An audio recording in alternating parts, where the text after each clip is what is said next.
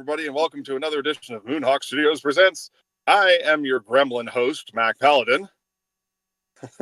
With me in the studio, as always, is my good friend Adam. You do seem particularly unhinged this week. Yeah. Well, I am broadcasting live from the back of a quick trip, quite literally, so...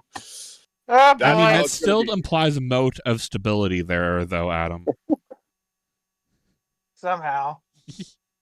We got Kevin in the house, Yeah, I'm over here. Hi, how you doing? and the call is coming from inside the house. It's like, why is that so significant? Everybody has cell phones. Of course it came from inside the house. Anyway. Oh boy. Oh boy. Look, it was a lot more effective in the 90s. Yeah. True. Handling and hopefully not fumbling the technology is Petty Fan. Oh, we'll be getting to that. Oh dear. And bringing the droll commentary is the Galax. Not to be confused with the troll commentary, which I try to avoid most of the time. That's my Indeed. job. All right. We got one of them great talky programs for you tonight. But before we get to that, Adam, let's start the news. All right. Well, my news is really just a continuation of last week's news, and still struggling with the AC people. It's getting resolved. It's slow, and the part that they need taking longer because they need to ship it in from Orlando, and they need to remeasure, stuff like that. Outside of that, I really got nothing. Kevin? Well, if you're typical drive-by for me, and nothing really much going on except for work, and nothing really else of note. So, Patty, what's going on in your world this week? Oh, fun times. So, Oh boy. overall, the week was fairly uneventful till Saturday, and then, well, Kablooey. the fun thing, Mom got a new car. She has a 2024 Mitsubishi Eclipse Cross. Huh.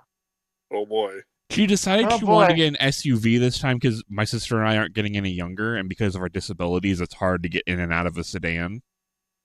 That So, makes sense. and there is a possibility at some point in the near future, one or both of us could need a wheelchair.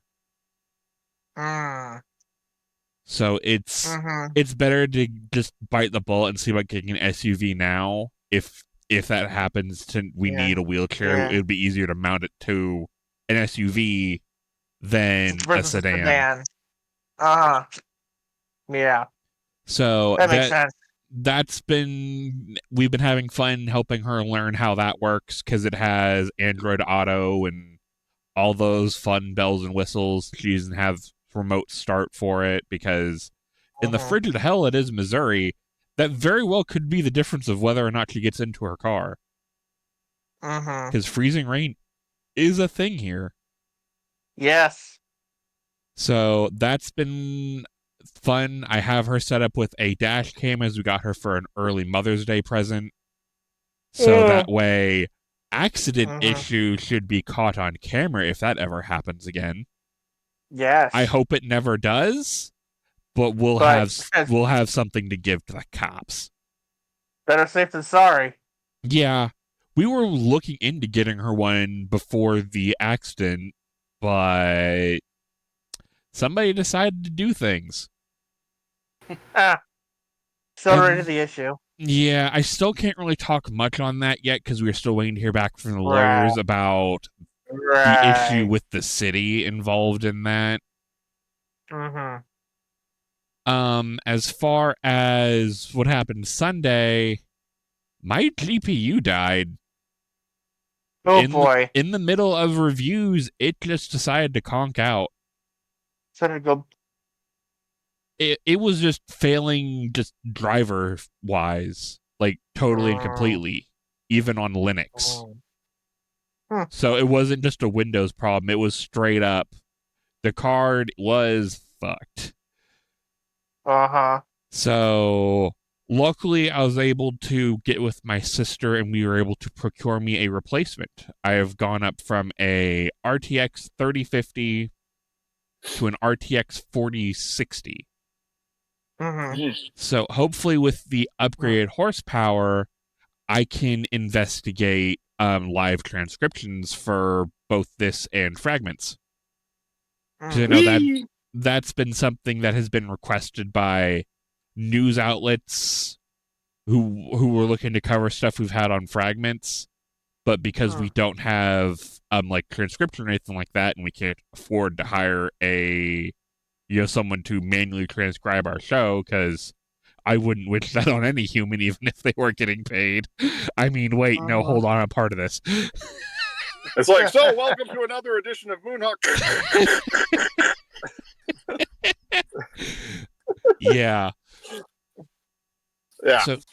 So yeah, that's been fun. Been burning testing the card because I don't want, I want to make sure it runs before the return window goes away. So that's been a thing. And got our bill from the ambulance for when we had the accident, $900. Surprisingly discounted. There you go. Yeah, I think in Missouri, I think part of our regular insurance did help pay for it. But there's still a huge chunk that basically is going to go to the auto insurance to deal with. Because I think they say we have like a max of $5,000 in medical coverage. So it'll be handled. Almost all insurance policies now have a minimum deductible and a minimum annual payout that you have to shell out before they cover 100%, or revert to copays. Well, they did take care of the deductible. They took that out of Mom's what they paid her for her car, basically. Yeah, like for any medical care that I need under my plan, I have to pay up to $1,950 out of pocket before it is fully covered. So, and that refreshes every year. I used to have a plan that was $3,000, and I was like, yee! Yeah, and that's something we can discuss, because I'm also getting other things looked at that were injured during the crash, so this might not be the only thing that needs done. So that's one of those things. I have a doctor's appointment on the 14th to see about getting some of that looked at. A lot of times in cases of accidents like this, you're also angling towards a settlement. So you have to collect all of those bills that you're sent and then submit them to the attorneys and the insurance company, and for them to they have to play this Texas two-step with everything, where they send you the bill and then threaten you a little bit, and then you get it to the right people, and they're like, oh, I'm sorry, we meant to cover that. Don't worry about it. Well, and at least with farmers, we've not had any issues with them. They're really good at handling stuff. It's not like Mom got one of those cheap low rent insurance providers. Right. What I'm saying is, you may not actually have to pay that $900 out of pocket. That may actually be one of those things. They even told us as much when we talked to the claims adjuster. Just they sent us some forms to fill out, and then are like, yeah, send us the bills and we'll deal with them. Yeah. It's like workman's comp, where there were a couple of doctors that didn't want to play ball and were being the nice word I'll use is dorks about it.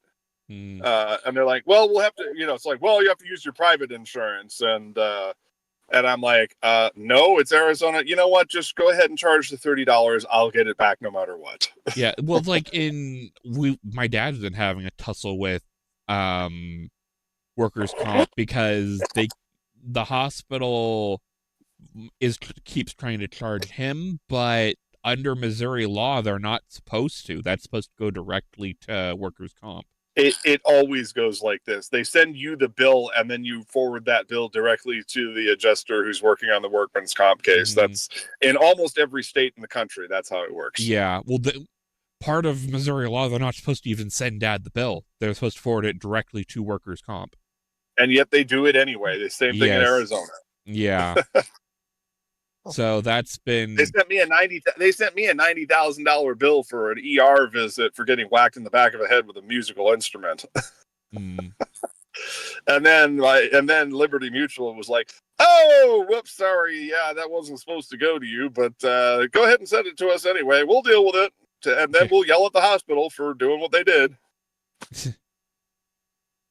Like it was just wash, rinse, repeat routine. Yeah. With these clowns. Mm-hmm. Anyway, that'll all get handled. One of the good things about being a customer, my mom's been a customer for Farmers for over 30 years, and this is her first vehicle-on-vehicle crash. Her first ever accident was she was T-boned by a deer. It was spooked on the highway, and I guess my mom had a dark killer car at the time, and I guess it just didn't see it and just slammed right into the driver, right between the driver's door and the driver passenger door. I mean, at least it wasn't a moose. Yeah, it still totaled the car, though. Yeah. This is why you also get gap insurance, kids. Yep. But yeah, I think that's it from me. All right. Alex? Well, we've finally gotten some snow around here that's sticking, and there's supposed to be more tomorrow, so everybody's working from home at my office tomorrow, so There you go. that'll be fun. It's supposed to be during the day, and we don't know. It's supposed to be some kind of storm, but I don't know how bad it's going to be, if it's going to be all snow, or if some of it's going to be things that are worse than snow. So that's a little bit thing. Otherwise, I don't know. I've just been very stressed because of kind of various national things, mostly because it is a concern to our office if the government starts talking about not funding disability stuff. I don't know.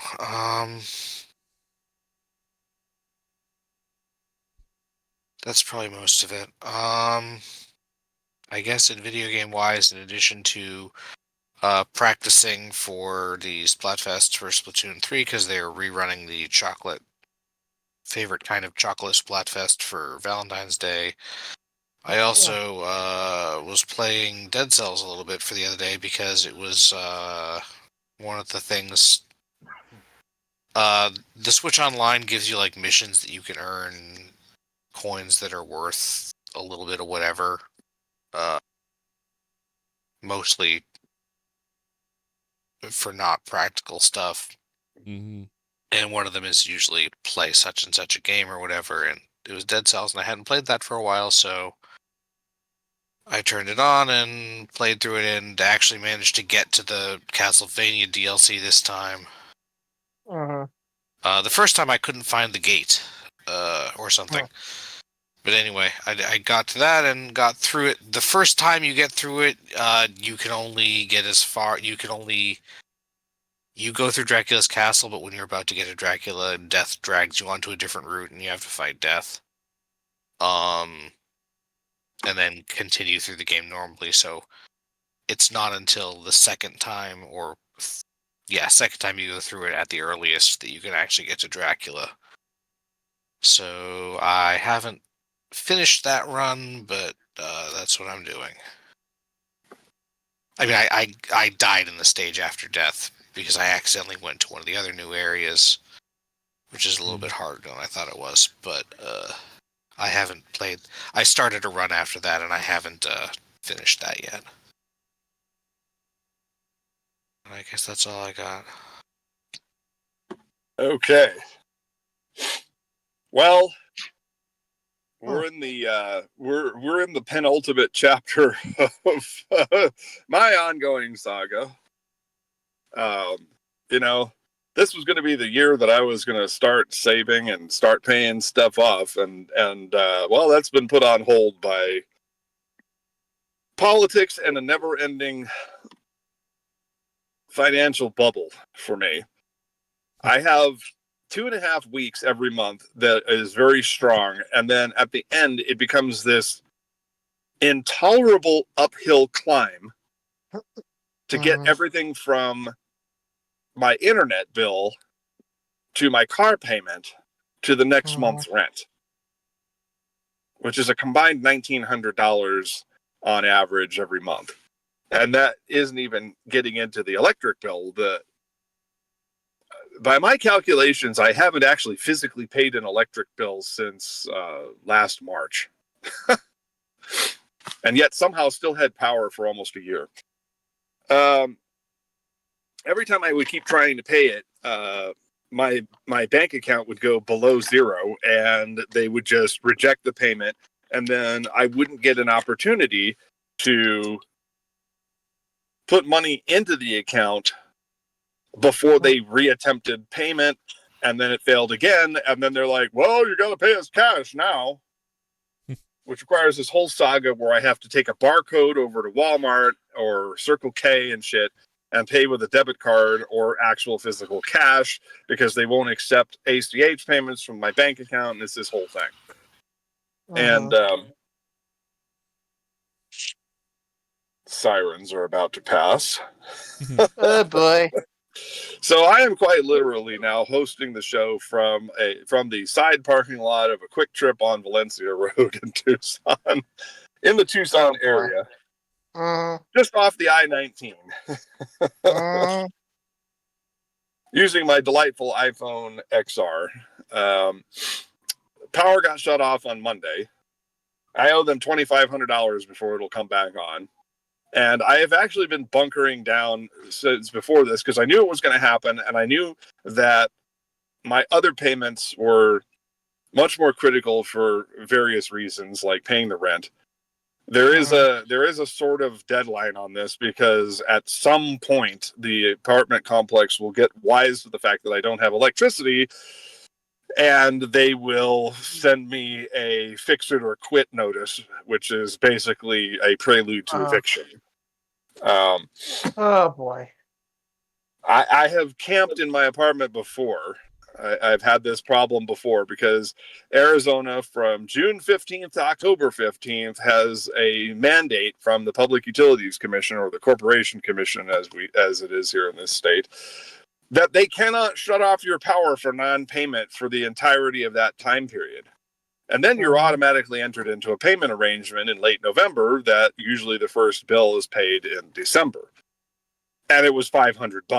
And I was like, well, what a time for a $500 electric bill when it is the end of year slow time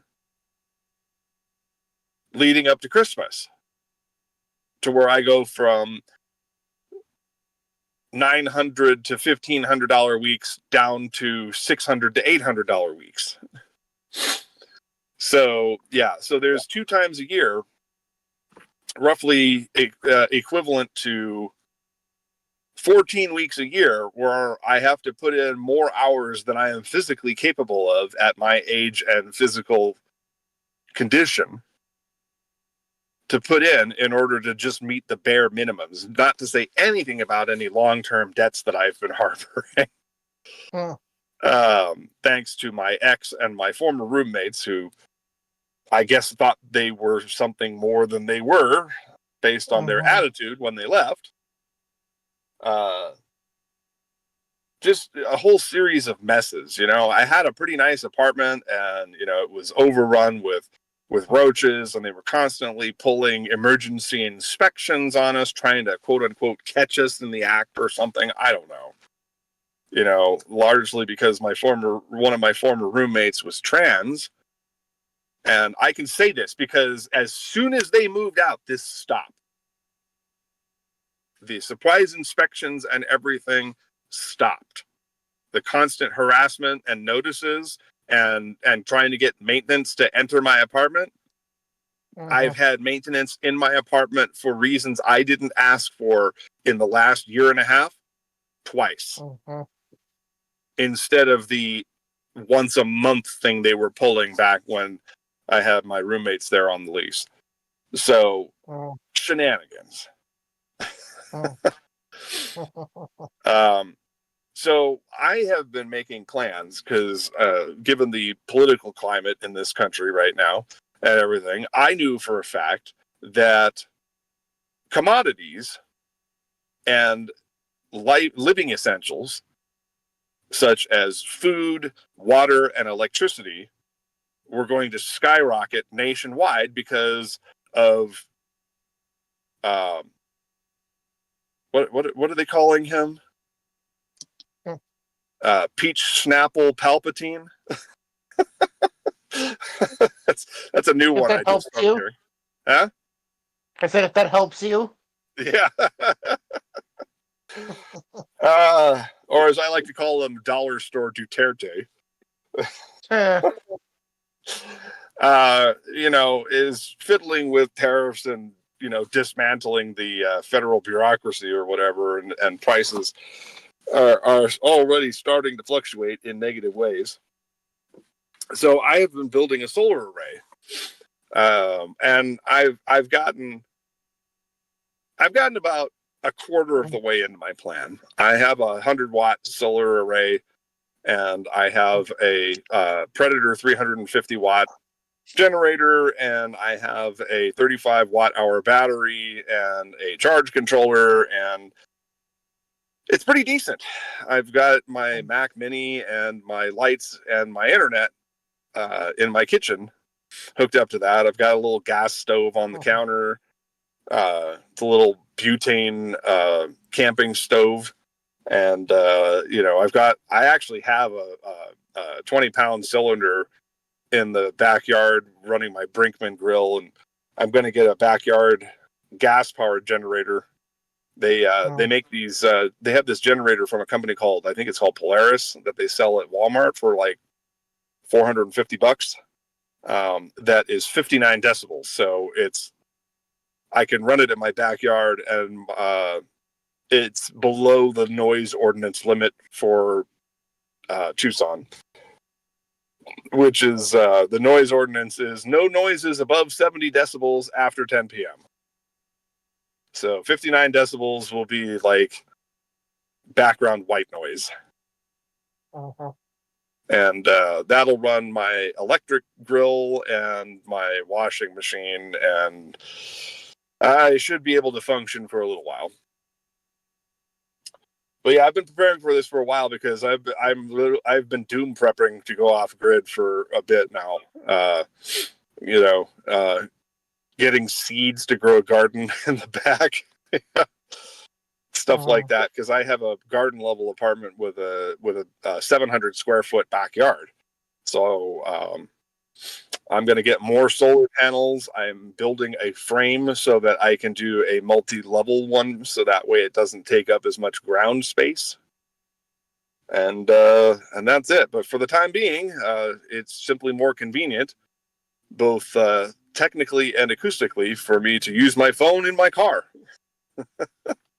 for podcasting purposes. Streaming, that's a whole other matter. And I'm setting up a Mac Mini. There is a version of City of Heroes that does run on Macintosh, at least the homecoming version of City of Heroes. And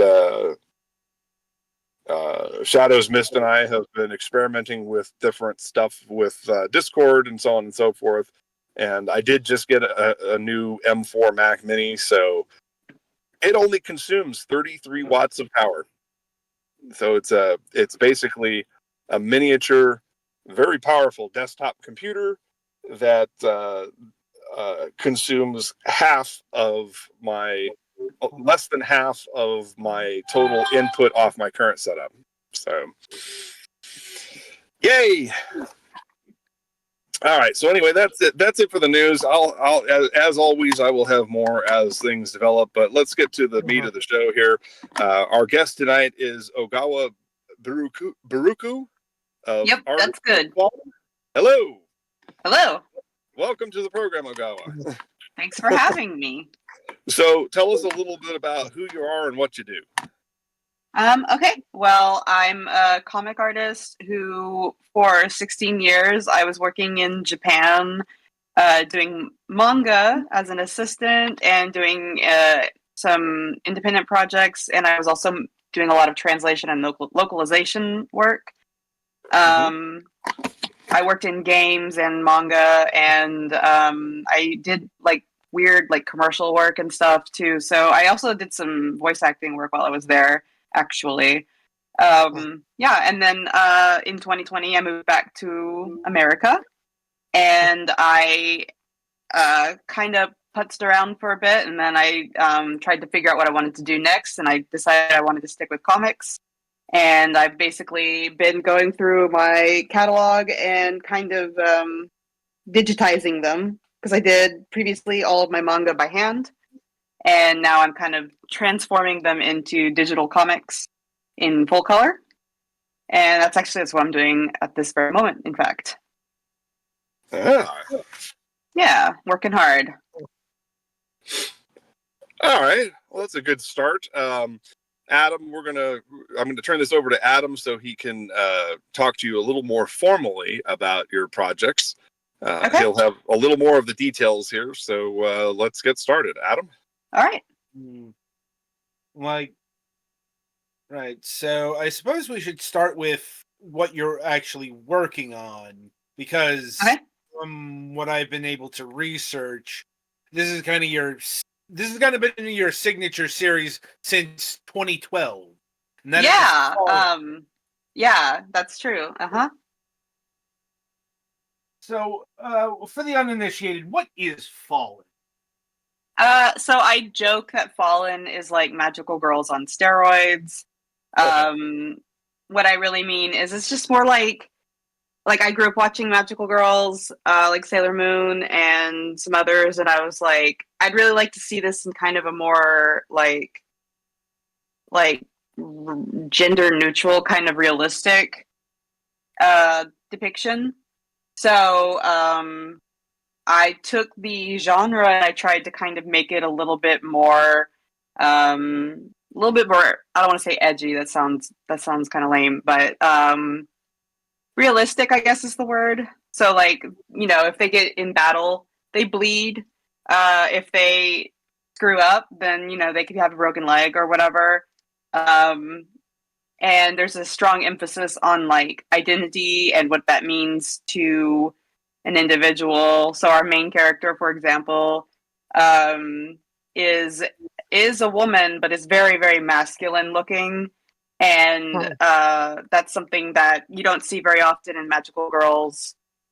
A more like butch female lead. Usually they're pretty ditzy, pretty feminine, pretty cute.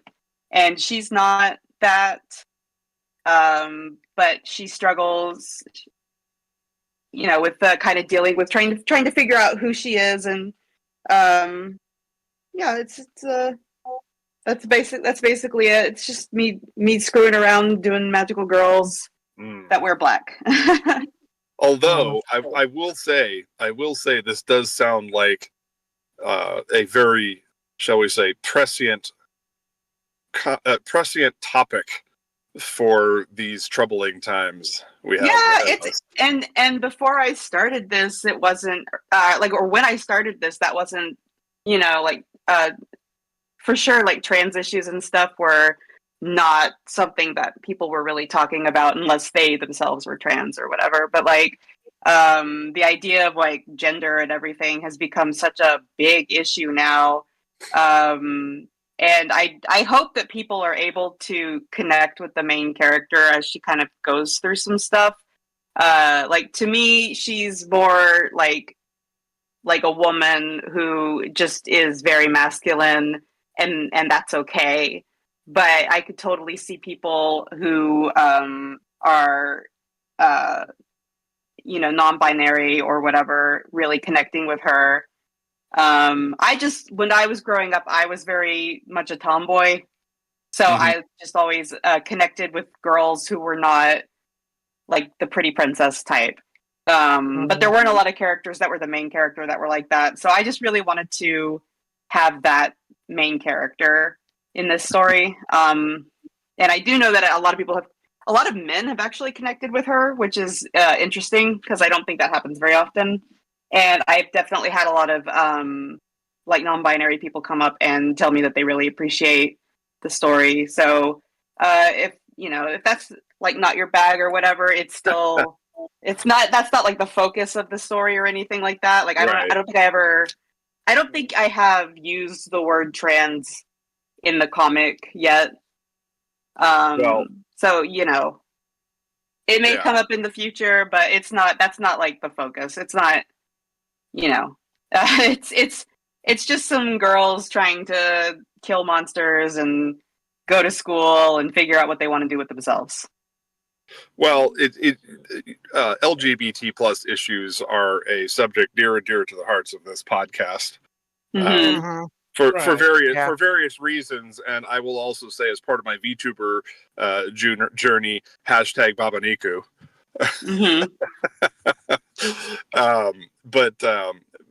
So that's why I kind of keyed in on that. But okay, Adam, go ahead and continue there. I just wanted to inject that little bit of color there. Right. But I suppose that does beg a question. Was that something that was always there? Did you always intend to have that kind of dynamic, or is that just something that people identified with the main character? I'm sorry, can you be more specific? Do you mean like her identity issues? Right. Yeah, I mean that was always the bulk of the story because like when I was younger, I always thought, am I weird because I was watching Ninja Turtles when my girlfriends were like playing dress up, Like I thought, am I weird? Is there something wrong with me or whatever? April O'Neil is a badass. April O'Neil is a badass. Yep. But like if I dressed up as a character from Ninja Turtles, it wouldn't be April O'Neil, it'd be Donatello, right? Like that's just that's how I was. Or yeah. I mean, that's a whole other thing. Well, it's a species issue. Yeah. But that's just something that I was like, I wanted to make a story where the character didn't fit into some gender norms, but it was like okay, it was fine. And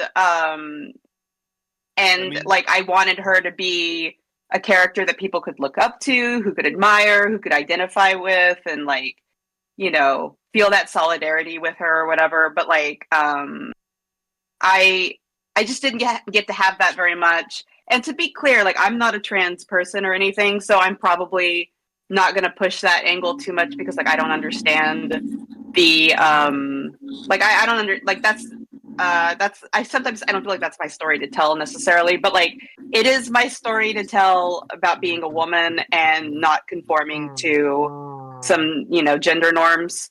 That was definitely most of my life, and I've always been friends with men more than women, and I was a tough girl in my early 20s. I wore leather boots and kicked ass and everything.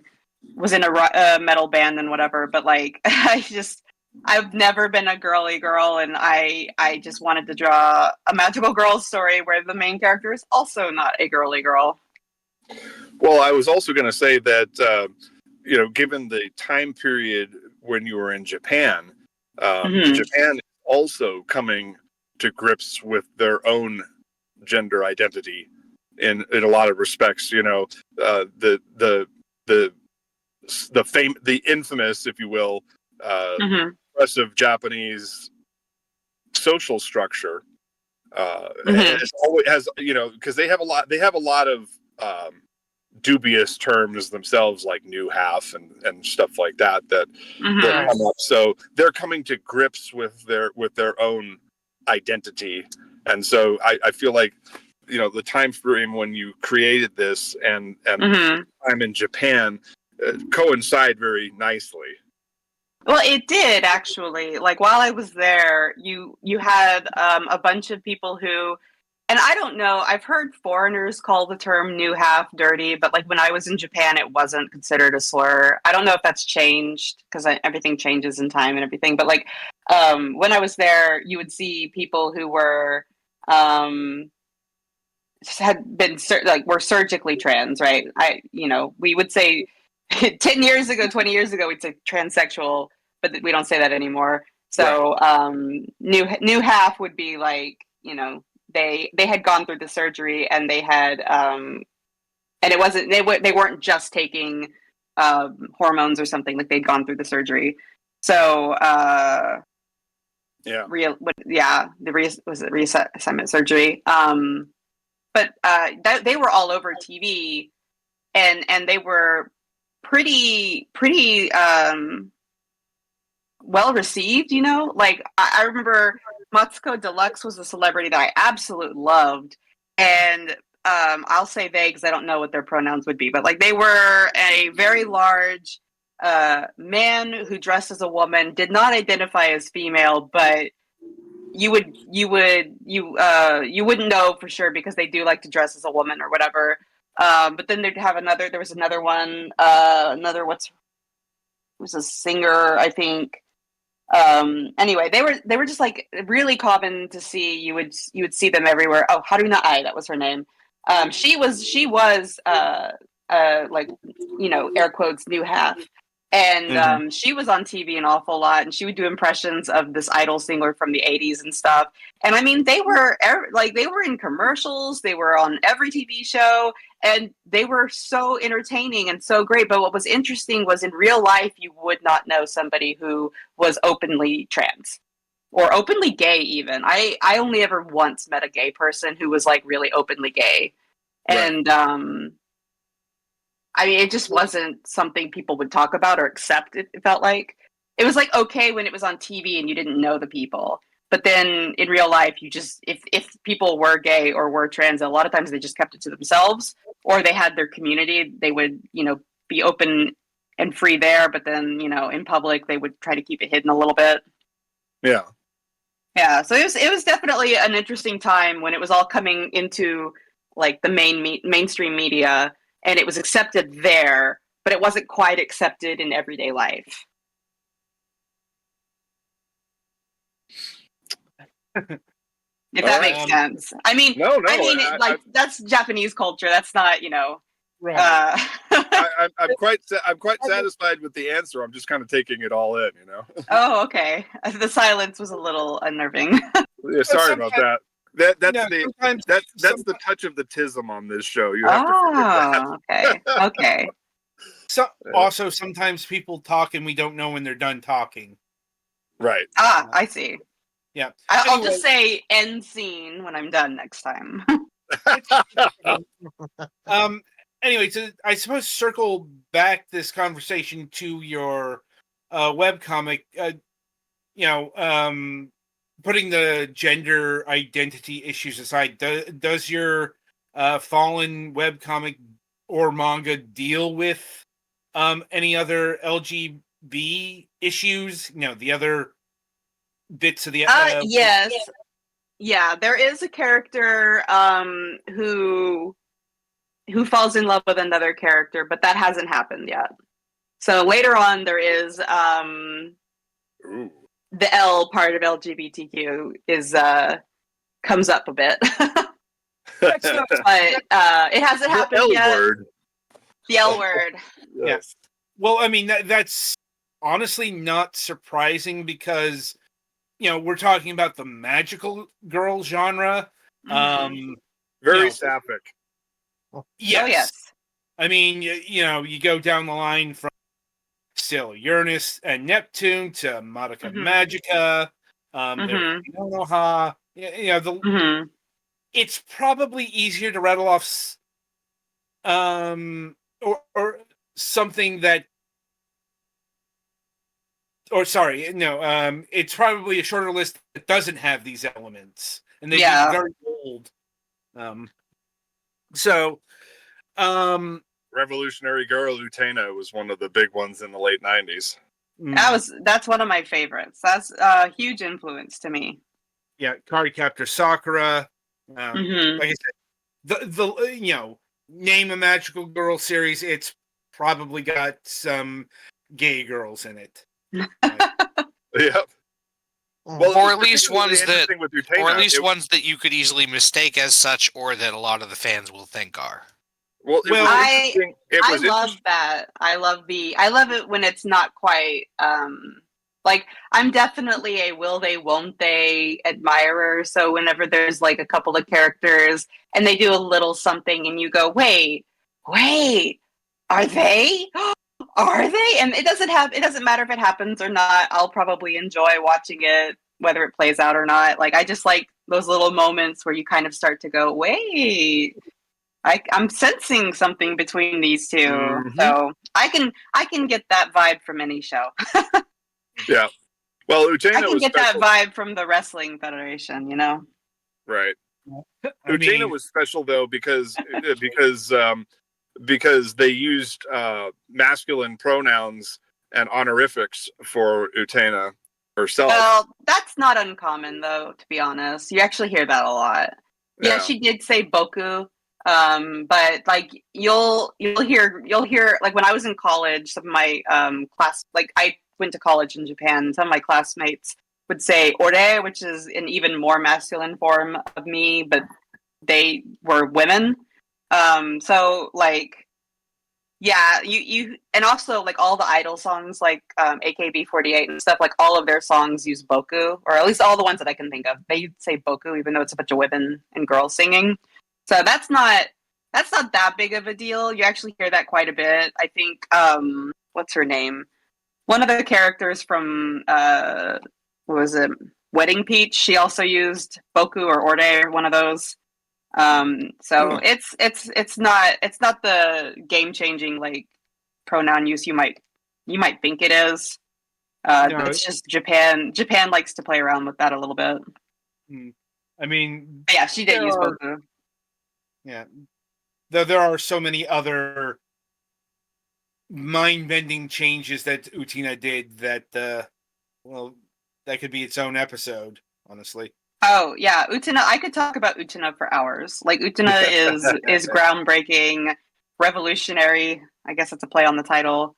Yeah, it's a very good series, and it holds up really well. Like, I have the Blu-ray, like limited edition Blu-ray release that Japan put out in like 2013, and I think it was like $300, and it's the most I've ever spent on an anime. But I did for that series because it was so good. And it looked beautiful on Blu-ray. It was gorgeous. I couldn't believe it was like a late 90s series. It held up so well. The title is a bit And of that a movie. We did was the movie. we did a promo for a mini series that I was attempting to animate called Cosmic Feline. That is a direct reference. That is a direct reference to the opening credit sequence of Revolutionary Girl Utena. So it has a special place in my heart as well. I'll put that back up, even though I'm mad at the person who animated it. So it looks like Rinboot Evolution. What's that? Rinboot Evolution. That's like the opening theme. Yeah. Okay. Yeah. We did an amusing little take on that using the characters from Cosmic Feline, and it's I'll have to put that back up. Like I said, I'm kind of mad at the lead animator that we are not on speaking terms anymore. But that's a story for another time. I see. Yeah. And see. And scene there. Okay, you got it. You figured it out. All right. Yeah, I love Utena. I love Sailor Moon was another big influence. I'm actually watching the whole series with my daughter right now. She's 7. She just turned 7, and it's really awesome watching her be like, "Mom, that was Sailor Pluto, and it's like, yeah. 90 And series. she, I'm sorry, what? 90 series or Crystal. Oh, the 90s series. Ugh, I'm not a Crystal fan, sorry. It got better with the S1 when they changed the directors, but I still haven't seen the Stars movie that they put out like last year, or was it the year before? Crystal's got better, Mm. but it's always going to be kind of jarring for those who grew up with the anime and never got into the manga. Well, so I have a very unpopular opinion, and my opinion is the 90s series, the anime series, was far superior to the manga. I'd actually agree with it. I agree Really? with that too, because season 2 was a total ass pull that didn't really have a foundation in the manga, and so it really gave some interesting depth to the characters. And Super you mean S, with the tree aliens, right? yeah, and Super Yeah. S got vastly expanded and fleshed out in the anime, where it was basically one book in the manga. On one hand, the pacing is a little bit weird, especially early on, where it takes like what 2 cores to actually get most of the characters assembled. Right. But yes, the fact that it's expanded significantly lets them do a lot more with, especially a lot of the villain characters than there was time for in the manga. Oh Yeah. my god, I love the Sailor Moon villains. They are so good. My enjoyment of this series sometimes just depends on which villains are in the series at the time. Like we're on Stars right now in my house, and Sailor Iron Mouse just got the boot, but I loved her so much. Like the little like mouse little girl, and having her walk around, and it's a little bit like Doctor Who or something, where she would like leave within a telephone booth, and a phone would ring, and it would always be like a rotary phone, and it would just appear out of nowhere, and that would be her line to Galaxia. And like, I just thought they were so funny on the episode where they fired her, where she got killed by Galaxia. I don't know if you've seen this episode. She's in a train, and the phone rings, and she's trying to avoid it. She goes into another car, and the phone is still ringing, and she knows it's Galaxy, and if she answers the phone, she's gonna be let go. And she like crawls on top of a guy's head and answers the phone because the phone's on top of his head, and it's just like so weird. And they have the whole time, and the music is dum dum da dum dum da dum da dum, and I don't know. Yeah. There was it cracked me up. Her reactions to everything. I just really like how the personalities of the villains shine through just as much as the main characters. And when they leave the show, when they die, or when they are no longer bad guys or whatever, it's always kind of sad to see them go. Well, it's nicer that we also finally got a more proper translation of Stars than was available in the 90s. Because we had they tried to translation. they tried to very heavily censor it in the 90s. If you're talking about we never got Stars. Yeah, Stars was not available until Viz finally released it in like 2018 or no wait, when was it? Recently. I mean, fairly recently. Oh, you are clearly not aware of all of these scandalous translations. I mean, there was no official U.S. or I think European release of the original Stars until until they took another crack at and retranslated all the old series. I think. Yeah, that was Viz. Viz did that, and God bless them. They did a really good job, actually. There were a couple. I actually have been watching this in English, which I've never done before, and it's actually dubbed really well. I'm surprised. Well, which dub are you watching? Because there's several of the. I'm watching the Viz dub. The Viz dub. Well, yeah, I mean that's quality. I've seen the Deke dub. I've seen the Cloverway dub. I've seen now the Viz dub. Viz is like light years beyond anything the other dubs could do. I do like the old Deke dub. It's kind of like cornbally. There's one more dub, the ADV dub, if I'm remembering correctly. Yeah, that was like the ADV didn't dub them. ADV, as far as I know, ADV didn't dub them. They just released subtitles. It was Geek, Cloverway, which was technically Toei, but with a different name, doing business in America, and then like 10, 15 years later, Viz. If only Animigo had gotten a hold of it, and I'm having a vague recollection. Didn't we have Animigo, rep from Animigo on the show like 15 years ago? We had Robert Woodhead on my program at one point during the Talk Shoe era. That's what I thought. Yeah. Like, I remember being there for that because it was Animigo. Yeah, but that was, I mean, anime came up, but that was also about wizardry. Like, like anyway, to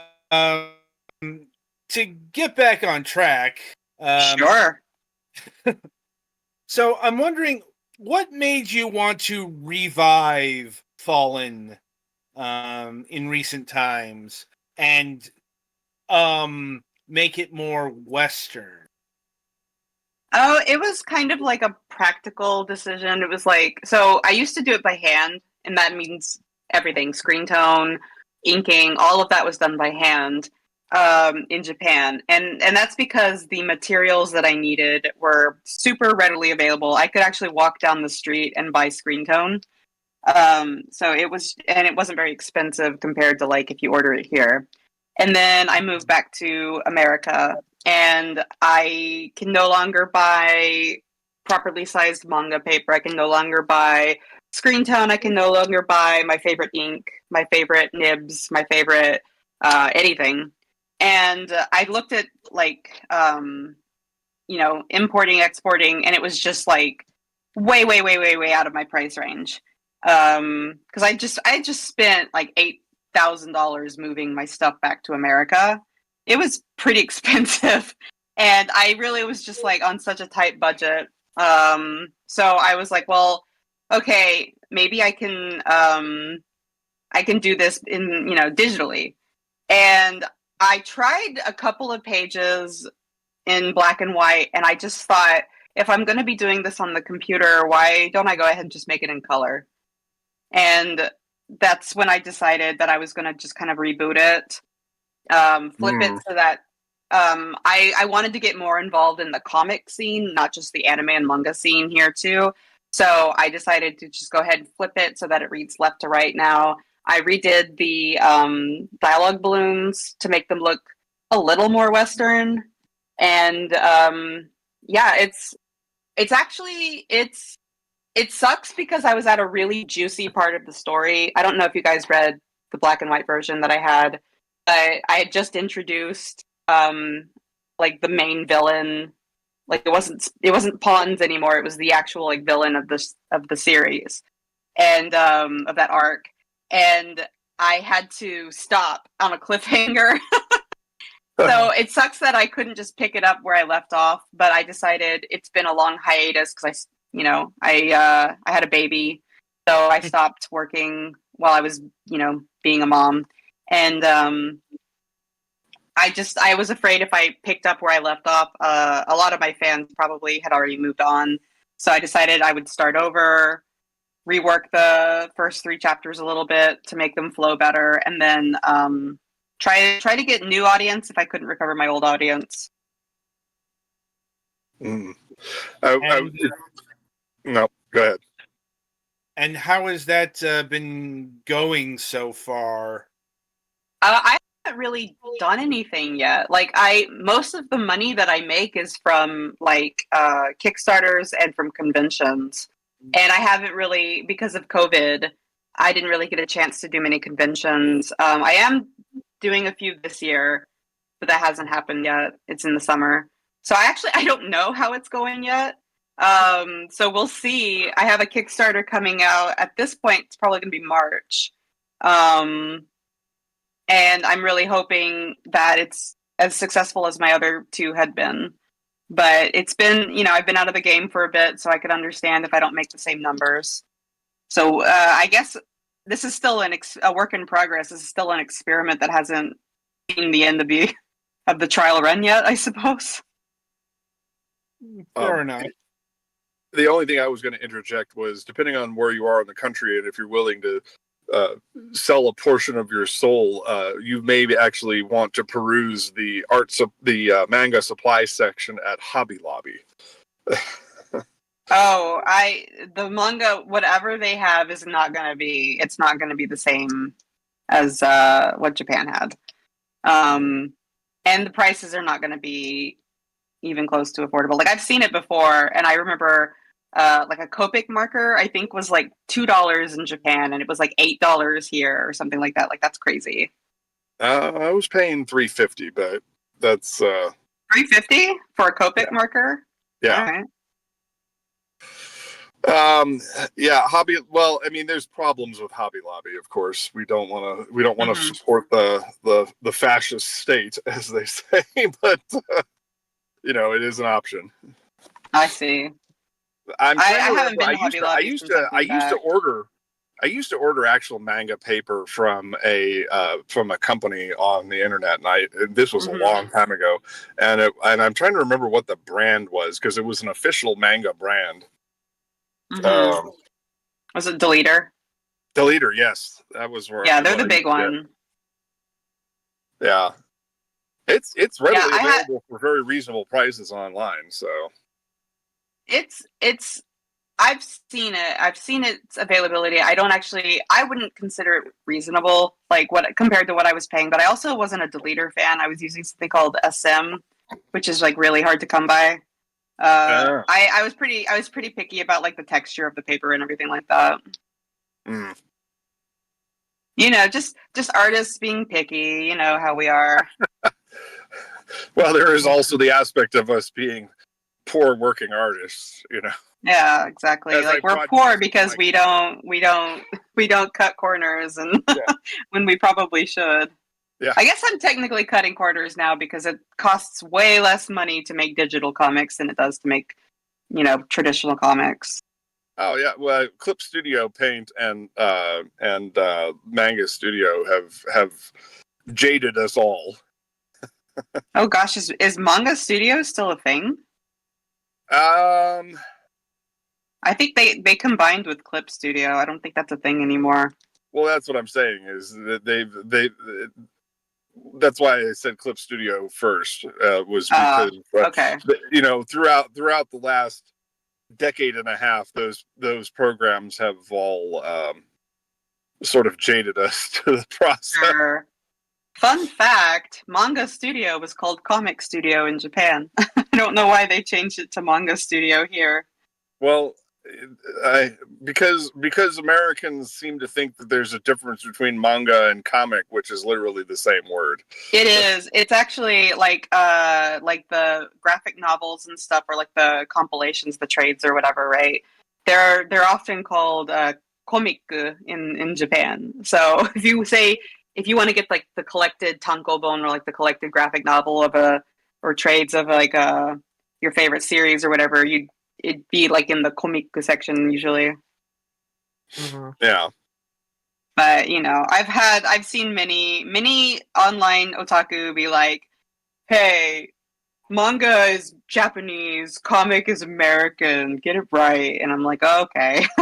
It's literally a translation. It's the same thing. It's okay. Don't get all worked up over it. I guess if I wanted to differentiate software, I would say Painter Tool Psi. If you wanted an alter, or Krita, if you're a Linux aficionado. No, I'm working for the evil overlord of Adobe. I still use Adobe. I've been grandfathered in, and I'm too old to learn any new software. So yeah, but I get a lot of crap for it. But they just don't have the stabilizer for my old arthritic hands.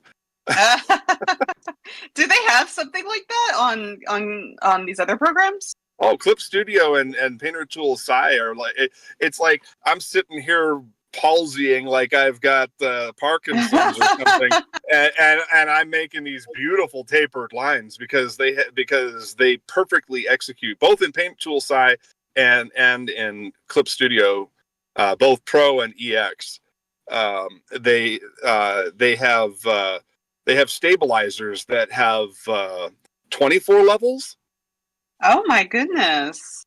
Yeah, and that's been since that'll 1.0. that'll be great when I'm like 80 years old and still making comics, but Yeah, for and now that's I been can since 1.0. stabilize my own hand.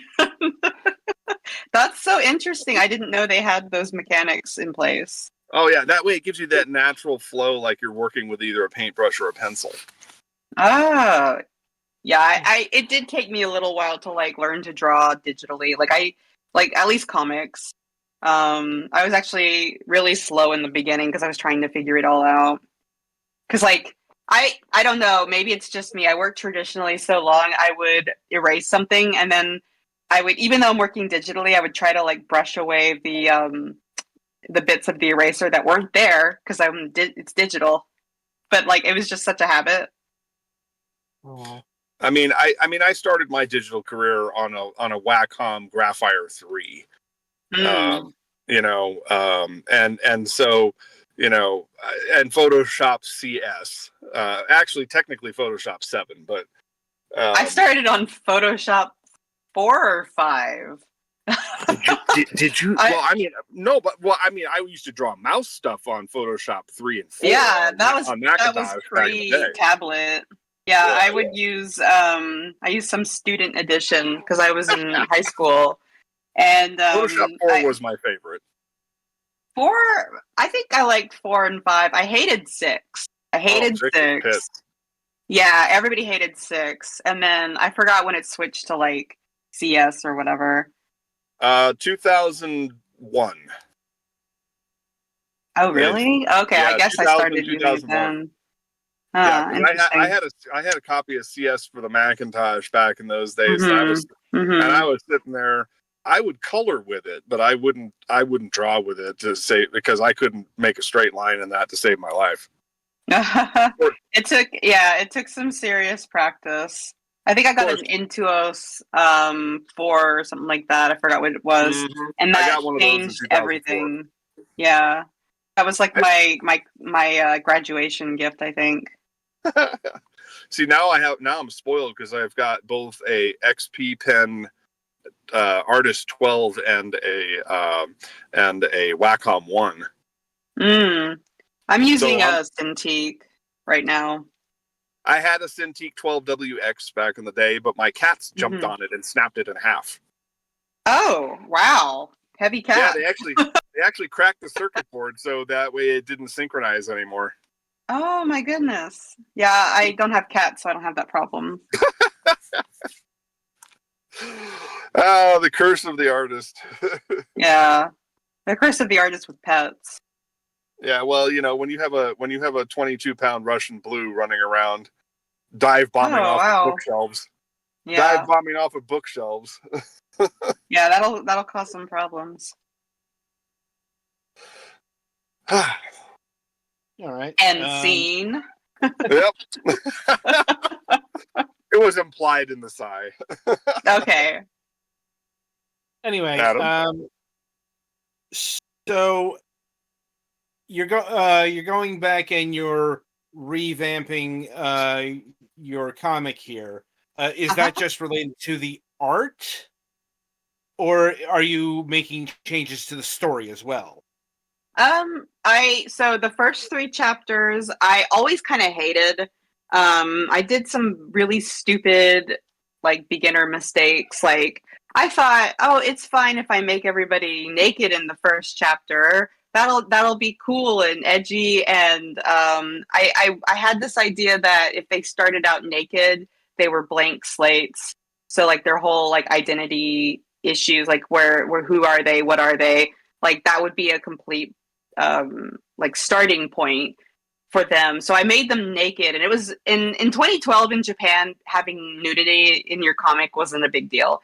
But like, man, like 2015 or 16, like shortly after, everybody suddenly was not happy with like nudity. Like nobody wanted nudity anymore. And I just felt like, okay, if I ever redo this comic, I need to not have them being naked. Like that was such a boneheaded decision that I made. And even though it wasn't like sexual nudity, it was just, or at least not, the majority of it wasn't. It was a dumb decision that I made. So when I was sitting down to redo this, that was the first thing I made notes for. I was like, I'm not going to have them be naked. So they're wearing hospital gowns instead of being completely naked. And I did change some other story elements. Like there's a secondary main character named Lamia, and she originally didn't have a big part in the first chapter. And I've now expanded her role to get kind of a second point of view for the reader to appreciate her better, appreciate her relationship with the main character Arma, and yeah, I'm glad I did that. I think it works better. So I just kind of like, I don't know.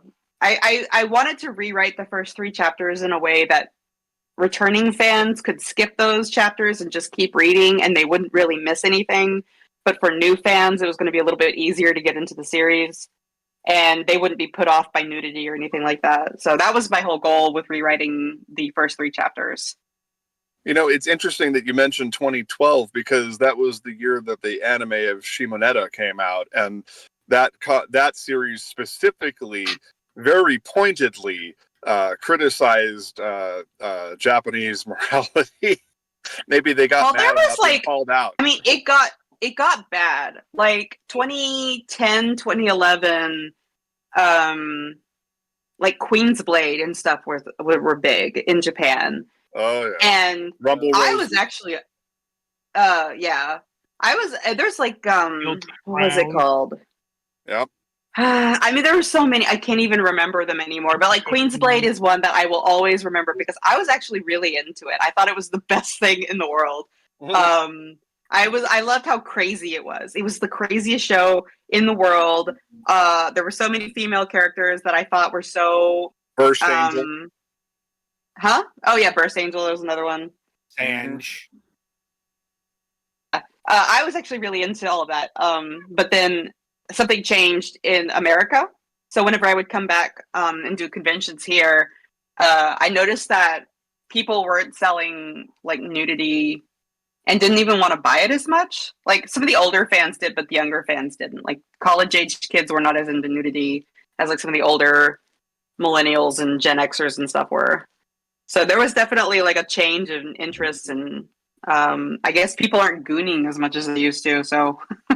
Oh, I don't know about that. I think there may also be an accessibility issue too, because you know there are so many 18 to 20 somethings out there with an OnlyFans now. Oh yeah. Maybe it's just saturation. Less. I don't know, but I mean, yeah. Less a moral standpoint, and perhaps the buffet is a bit too large. I don't know. I don't think it's that. I think it is oversaturated, but I think that's what's leading people to be tired of it. Yeah, well, that's what I was saying. Oh, okay. The buffet is too large, so everybody's just like, been there, done that, not interested. I've heard although they are still very interested in my adult harem comic, Ship in a Bottle. So I'm like, I've heard different things. How do I put this? Sex positivity through sex negativity. If that makes sense. Okay. It's a double negative. I don't know. That is to say, coming out against gratuitous nudity. Mm-hmm.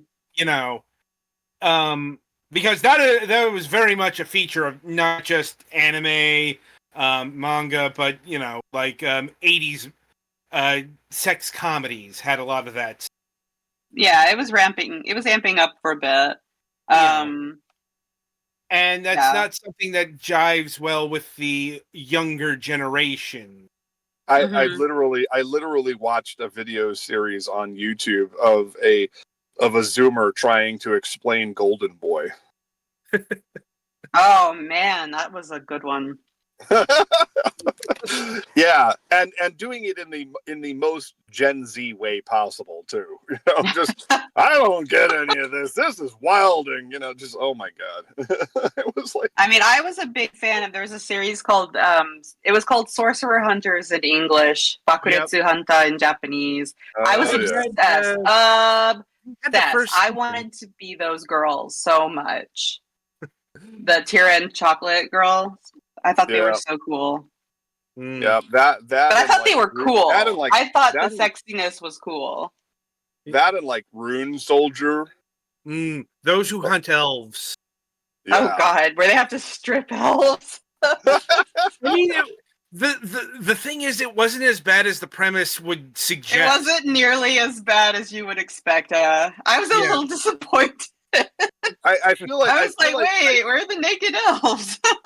I feel like that may be a translation issue. No, that's like what was it? Erufu. What was it? Yeah. Erufu Sagas. No, I forgot what the title was now. Yeah. It wasn't very good though. It really wasn't a very good series. Anyway, getting back to what I was saying, it's railing against that, but it's felt in certain quarters that it's gone too far in that direction, and it's become prudish. Granted, on the other hand, you had things like interspecies reviewers showing up not too long ago.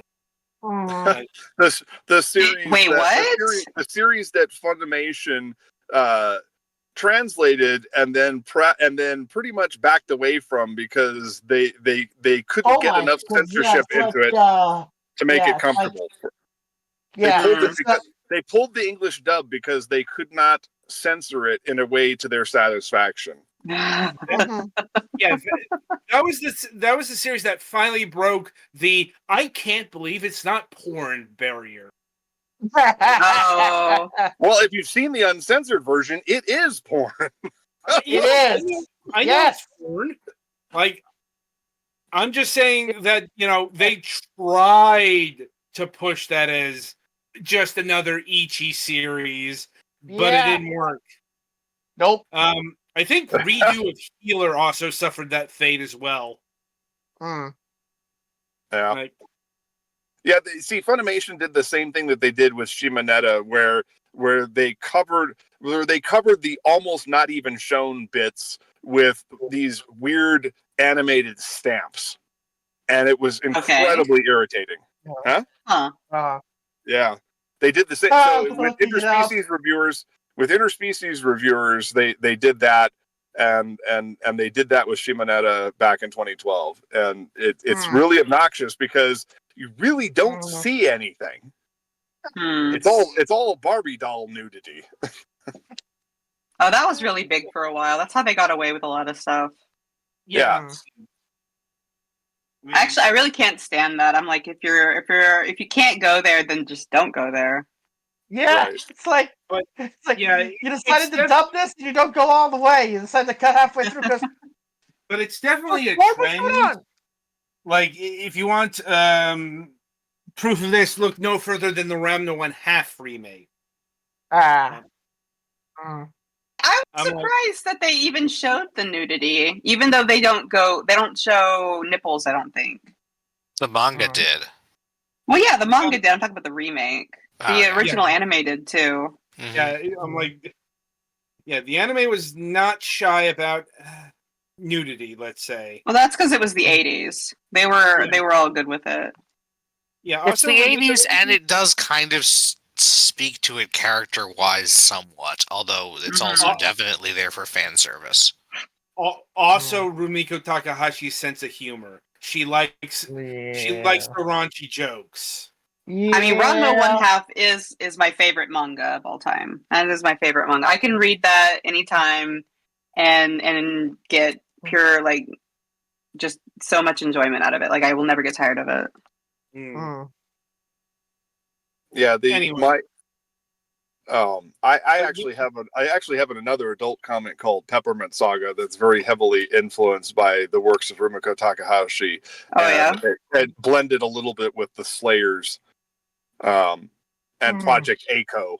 stuff like that. Oh so, man. so it has all of that. I have a talking sword that's a total lech, Mhm.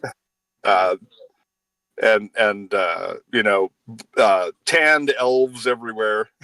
Mhm. The whole 9 yards, and it's very reminiscent of that humor. And I'm like, look, kids, I'm 48 years old, and this is the perversion that I grew up on. So now you get to be subjected to it through my series. It was like, I don't know. It was that was a good I time. I had to make the perverted sword somehow redeemable, because going back to that, what you were saying about the younger crowd, and they're either being tired of it. I think there's also a tinge of enlightenment, since Me Too, Mhm. to where all of a sudden those perverts who are always trying to grab boobs and butts, the whole grab assing characters are Mhm. really seen extremely negatively, and not They are. and Yeah. not in the humorous way that they're intended. Now they're seen as, well, I'll always just use hate I'll just use the word. I mean, now they're seen as rapists and gropers. Yeah. Is Yeah. like Sex the fest. Yes, that's a good word. Yeah, Sex that fest, is that is And we're the not new... talking about Hapasai, who has always been like right on the borderline of, okay, was this even funny then? right. It was funny. I thought it was funny. I was like, I don't know. I'm one of those people that can very easily separate reality from like a cartoon or whatever. So like if the character who's being a lech is like, characters hate him or they want his downfall or whatever, like he's not being applauded for his lechery, then I think it's fine. If we're laughing at it, we're making light of something that in real life would be like a serious problem. But like, whenever a character is not treated like they're the outcast or whatever, like if people just think it's okay, that's when I have a problem with it. And you see that sometimes randomly. Like there will be a main character who is a lech and doesn't get any kind of like downfall or characters don't beat him up or whatever for it. It's like really weird. A lot of modern isekai. I can see what they're trying to go for. They're trying to go for. I'll make a reference here, and I know some people in this chat are going to smile when they hear this. But they're basically, what they're trying to do is they make these characters into the Dr. Smith of lechery. Oh, I have no idea what you're referencing. Lost in Space. Dr. Smith. Yeah.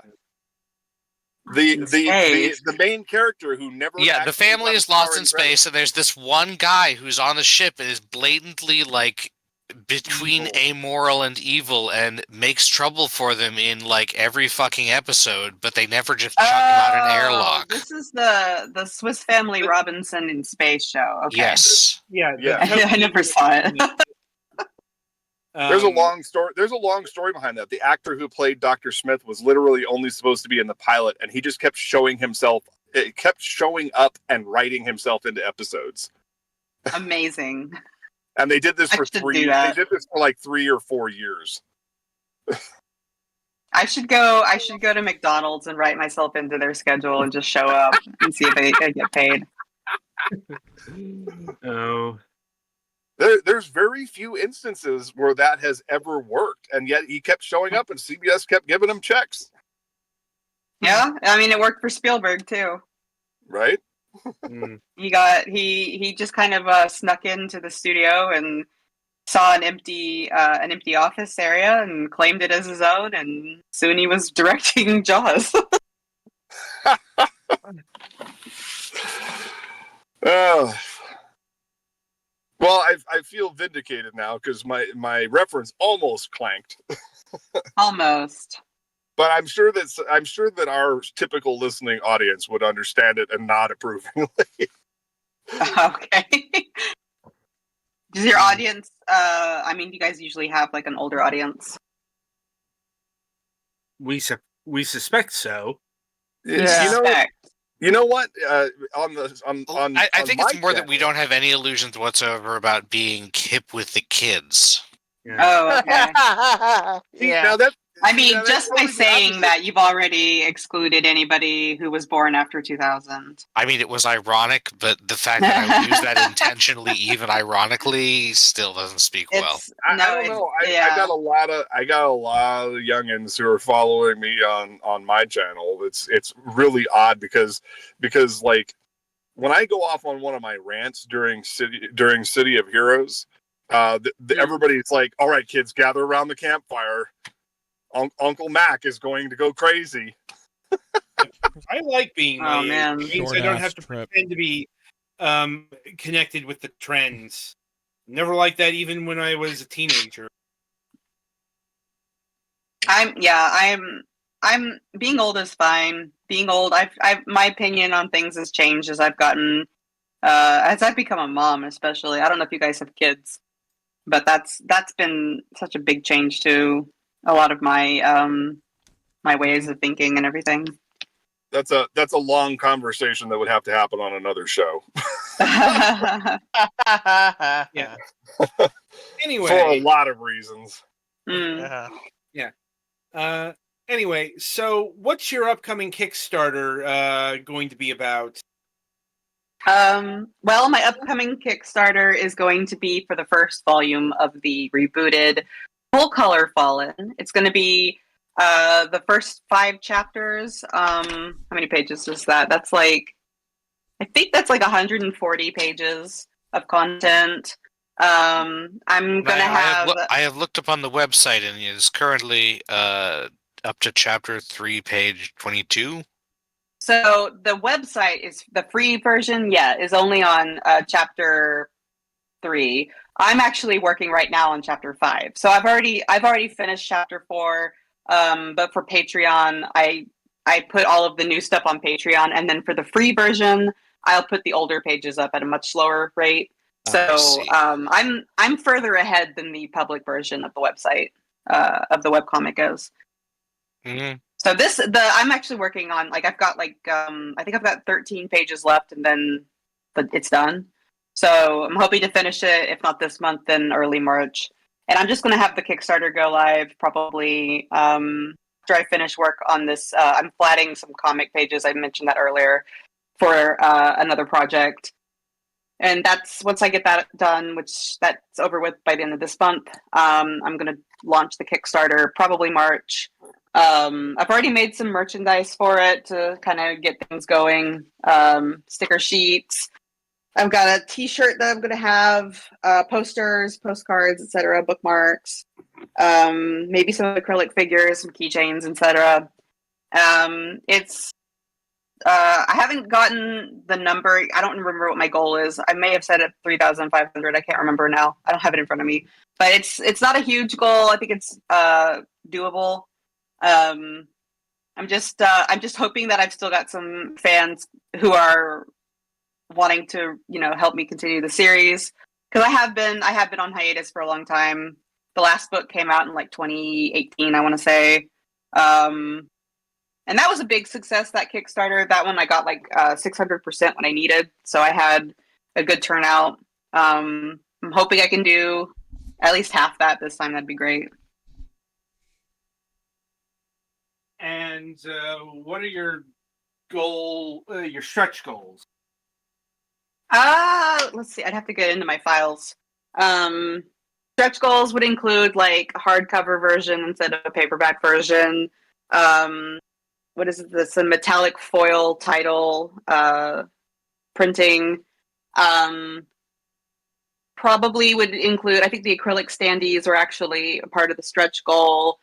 Stretch goals would include like automatically adding keychains or postcards or bookmarks to specific tiers. I don't know. I haven't really given it too much thought, but I might ask contributors, what they're wanting for stretch goals, because I've been out of the scene for a while. I don't know what people these days are looking forward to for stretch goals. Last time I did a lot. Like last time I actually overdid it. So I don't want to go as hard as I did in 2018. I want to go a little bit easier because I'm a mom now. I don't have as much free time as I used to. So we'll see. I'm gonna keep things a little bit more reasonable this time. Okay. I mean, that's good. That's good. You know, to learn from your Kickstarter mistakes, let's call them.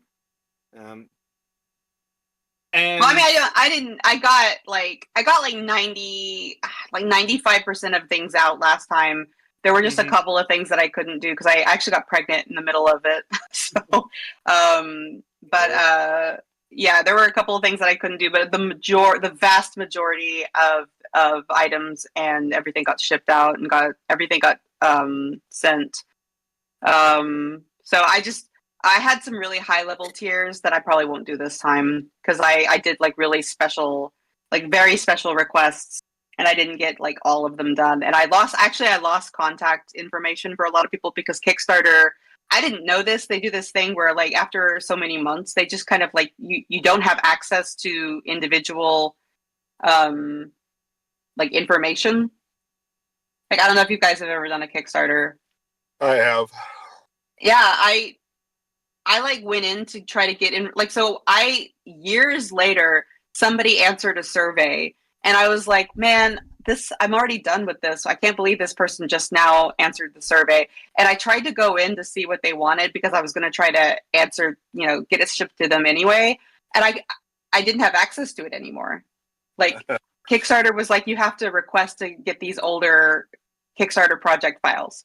And I was just like, well, okay, then I'm requesting it, and I never got access to them.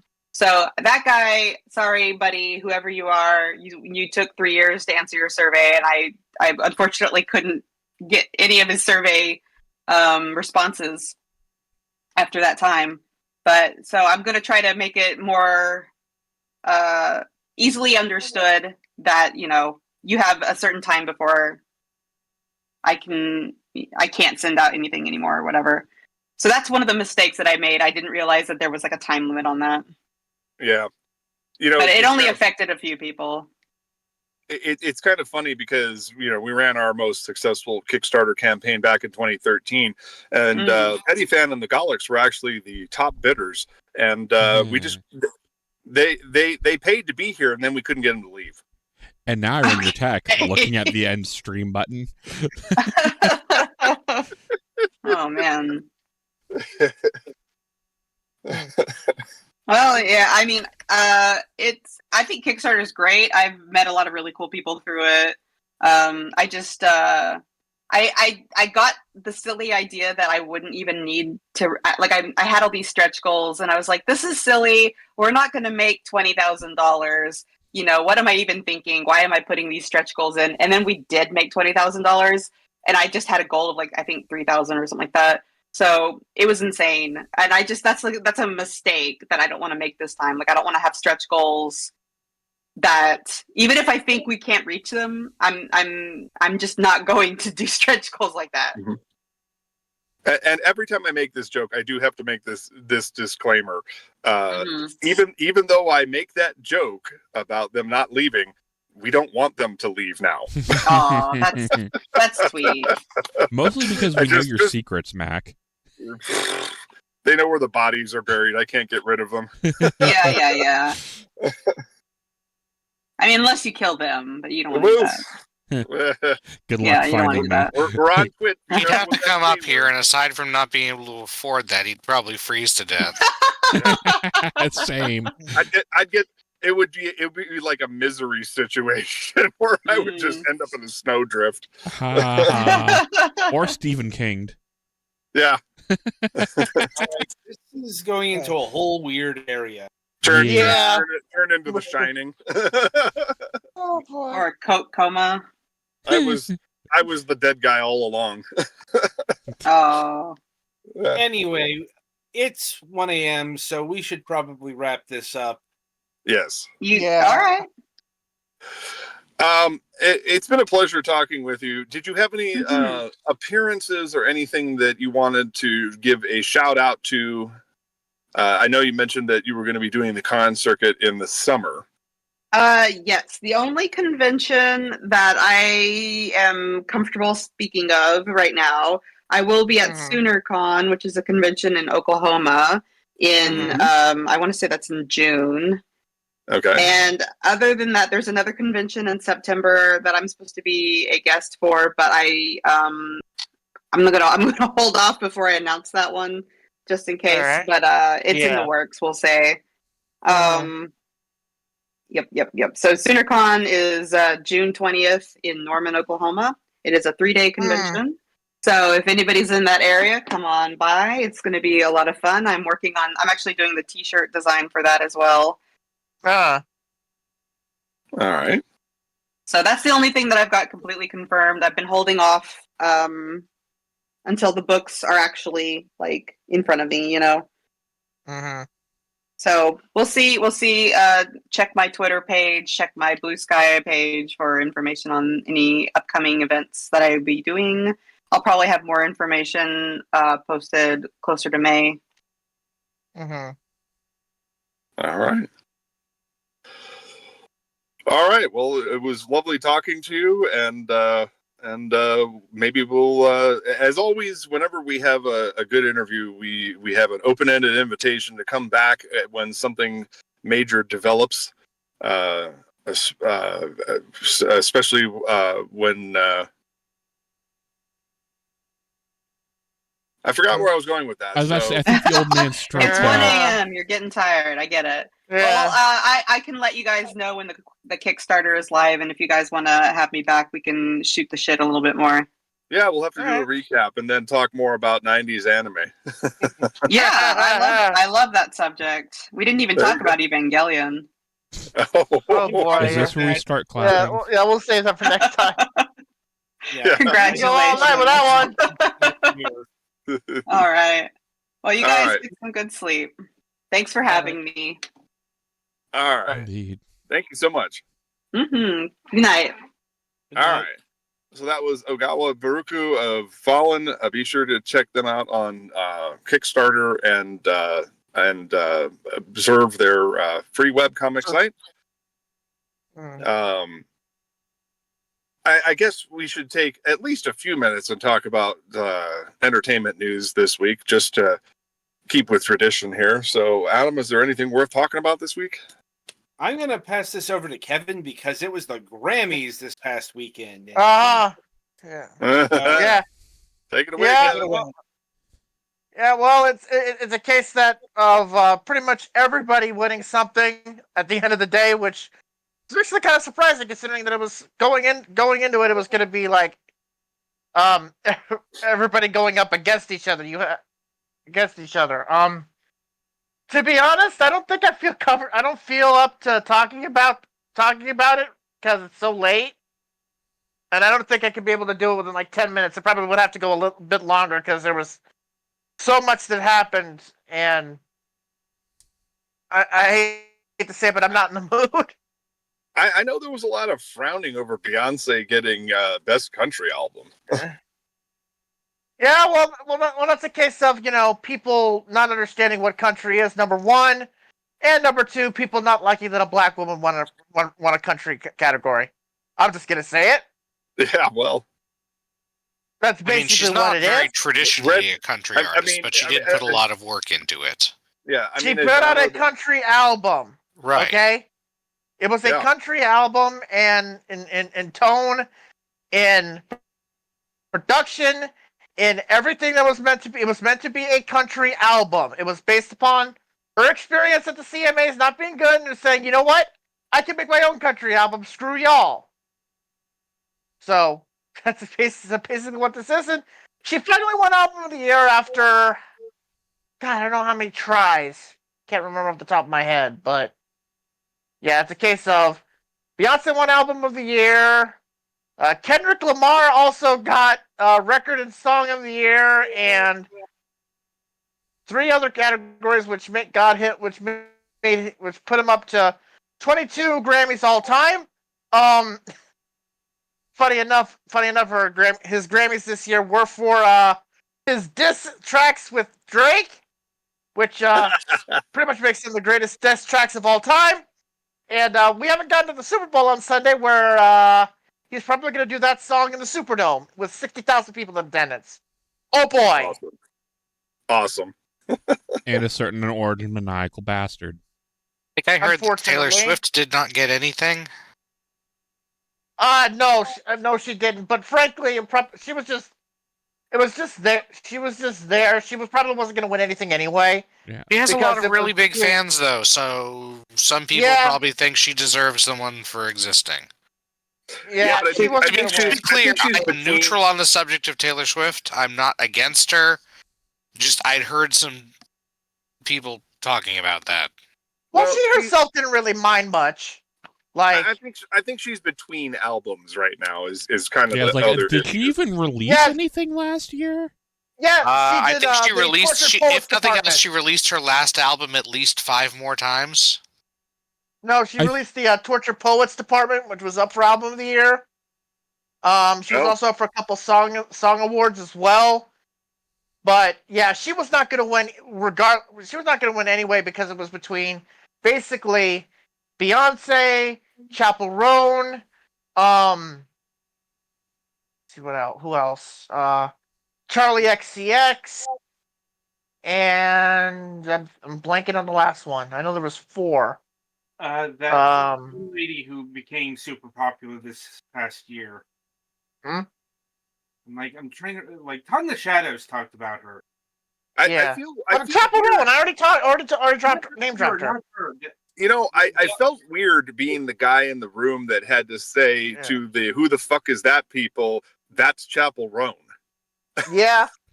Meanwhile, kinda the weird only about 2 that, people you you have mentioned I know anything about are Taylor Swift and Beyonce, and I don't even like either of them, really. Uh-huh. I feel like as close as I am to 50, that me being the guy who having to tell the younger crowd who Chappell Roan is was weird. I mean, this is the Yes. downside to the Spotify era. You know, Mhm. Yeah. have the I mean, not necessarily so. Not necessarily. Oh, Billie Eilish. That's the other one. No, wait, no. Ah. Yeah, she was. That was the other one there. And Todd in the Yeah, Shadows well, talked no, about her, no, too. no, Sabrina Carpenter. Sabrina Carpenter. That's it. Yeah. one. And Todd in That's the Oh, Shadows yeah. talked about her, too. Yeah.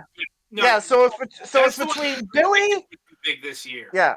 Yeah. It was Billy, Sabrina, Chappell, Charlie. Between those 4, Taylor Swift had no, and then Beyonce. Between those 5, Taylor Swift had no chance. Which was and she did have her album. She did release an album, but it wasn't really a big album compared to some of the others she's made. So Yeah. yeah, it wasn't going to be a case of Taylor wasn't going to win anything no matter what. There was just too much good music this year. Mm. And eventually, at the end of the day, everybody got something. At the end of the day, so everybody went home with the Grammy, and everybody is happy. You get a Grammy. Considering what it looked you like get a going into the night, Grammy. that's actually a surprise. Yeah, multiple even. So hey, See, there we can't go. do better than We got that. some good information there. I think we Yeah. got some good information there. Yeah, I pulled it out of here, but yeah. I think we got it good there. You just needed a prompt, Kevin. That's all you needed. Yeah, One of my I friends appreciate who is into rap, while I am not, said that getting Ja Ruled is now called getting draked. well, Those were yeah, words you pretty just much. said. Yeah, well, if you know your hip hop, you know that. Yeah, pretty much. He's getting really dunked on by mostly by Kendrick Lamar, but also by everybody really liking it. For God's, I mean, look, at the Grammys, when Kendrick was going up to the stage, to accept one of the awards he won, the entire room, which by the way is filled with pretty much the top people in the music industry, literally were serenading to Not Like Us, involving specifically the parts of it that suggested he's a pedophile, Drake being a pedophile. Oh, Yeah. The top levels of the music industry, you had Taylor Swift bopping along to it. You had everybody going A minor loudly before he came up to the microphone. I was Like- wondering when that would come up. Yeah, but it has to be said though, because it was very specific. It was very specific situation there. So yeah, if you have the entire music industry doing that, the biggest names in the music industry doing that to you, like, you're done. Nobody likes him anymore. And again, he does the Super Bowl halftime show on Sunday night. He does that song at the Superdome. You're going to have 60,000 people at the top of their lungs doing that same exact thing. Like, between the Grammys and that, you're done. And I know apparently Drake's going to be putting out a new like joint album, EP or whatever. He's done. Better than putting out a new lawsuit, which was the last thing he tried. Oh yeah, that's right. Yeah, trying to threaten Kendrick Lamar with legal stuff, and he's like, "I'm going home with 5 Grammys. Screw that."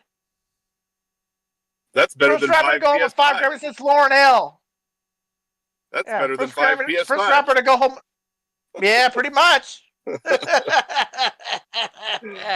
Oh my god. All right. Anyway.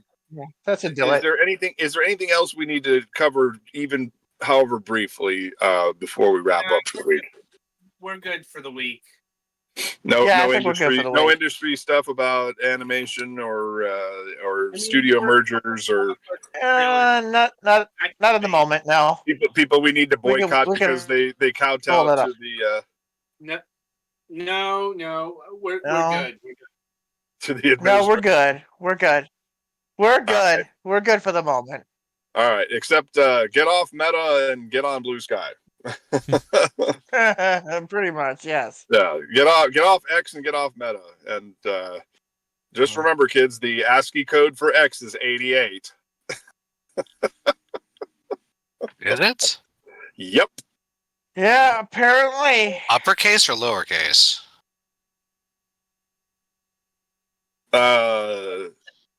As Numbers? pertains to a certain goose-stepping social media platform owner. You take a guess. 5, 8. Hmm. Anyway, And yes, uppercase. Anyway. So yeah, get off those platforms and get on Blue Sky, kids. All the cool people are doing it. Mhm. All right. Next week we have on February 12th, episode 8, we have Jeffrey Green Ranger Zoo of the Dual Assessment Podcast. So Adam, can you give us some insight into that? well, I mean, this is going to be easy. Welcome to the Dual Assessment. This is a podcast devoted to covering Konami's hit mobile digital trading card game, Yu-Gi-Oh! Duel Links. Our podcast is Oh, for boy. players of all skill levels, devoted to discussing game news, events, strategies, and more. So, guess who's going to be taking lead next week? Petty Fan and the Golics. Fuck, I haven't played Duel Links in like 5 years. I'm like, I've Well, never you're played still- Yu-Gi-Oh! Anything, but I have been watching some comparative TCG YouTube channels lately, so I'm not completely uninformed. well, that's still more than anyone else here.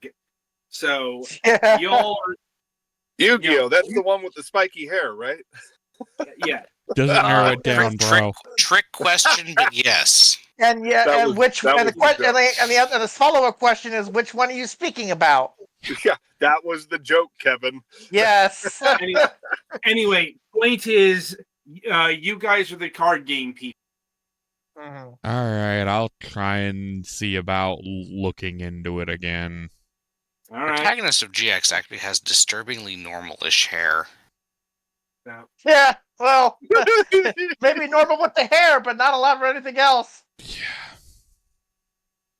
Anyway, Anyway. I suppose he is the kind of person who goes to a magnet school for card game Anyway. players. Yes, Anyway. yes, yes. All right, You do that fine. pretty much covers it for Moonhawk Studios Presents this week, kids. Again, special thanks to our guest this week, Ogawa Burukku of Fallen. Be sure to check her out and follow her on Kickstarter and the interwebs. Until next time, I'm your host on behalf of Moonhawk Studios Presents and the crew. Thanks for watching. Stay safe out there, kids.